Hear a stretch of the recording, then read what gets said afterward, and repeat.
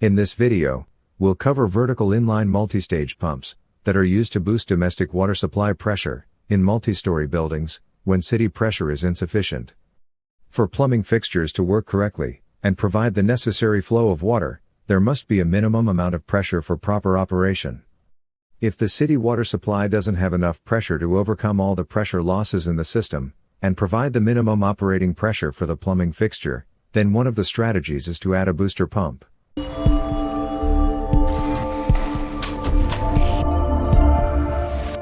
The booster pump can extend the supply water pressure to reach plumbing fixtures on the upper floors of a high-rise building when the water company's supply pressure is insufficient.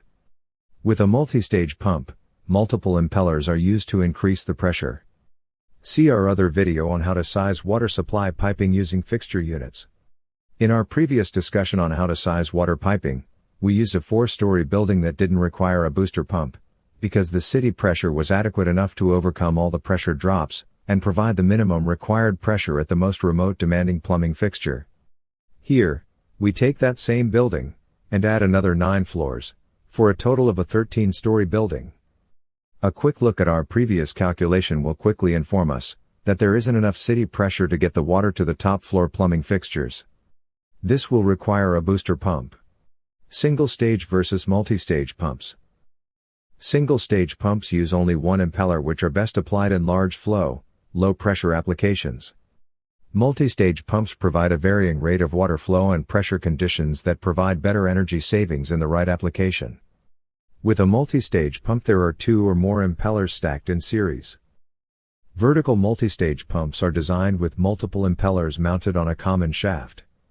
Each impeller consists of curved blades that accelerate the fluid and increase its pressure. The number of impellers can vary depending on the desired pressure requirements. The impellers are installed in series, one after the other on a single shaft that is powered by a motor that sits on top. These charts show that for any given size pump, if the number of impellers is increased, the pressure available also increases. Also, note as flow decreases, more pressure becomes available with the same number of impellers, or said another way. As flow increases, the available pressure decreases.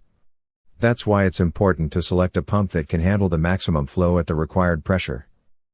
How do variable inline multi-stage pumps work? Domestic supply water enters the suction side of the pump and into the first impeller, which feeds the next impeller in series in multi-stage or multi-impeller pumps. Each impeller feeds the next one, which could include dozens of impellers stacked vertically on top each other. Each impeller raises the pressure further without affecting the water volume. The volume will be increased as demand increases by increasing the speed of the motor using a variable speed drive. See our video on how variable speed drives work. By engaging multiple stages of impellers, the pressure can be increased or decreased, while the volume of water can be increased or decreased by controlling the speed or RPM of the motor with a VFD.